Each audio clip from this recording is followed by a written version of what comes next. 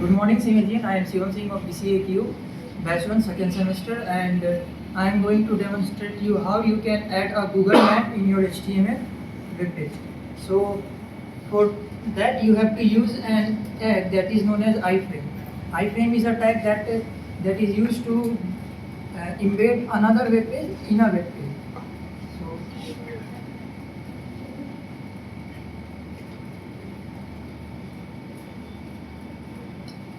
and the attribute of iframe is like a source SRC, which is a source of that website which you want to add in it. So we want to add a Google Map in our web page.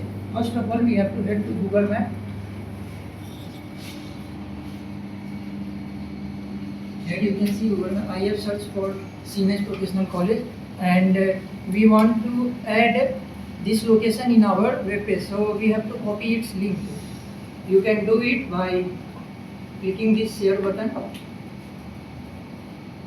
embed a map, and then copy this HTML.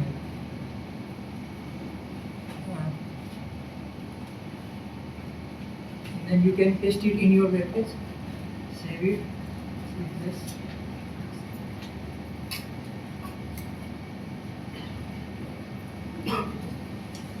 As you can see, the map has been added to our web page.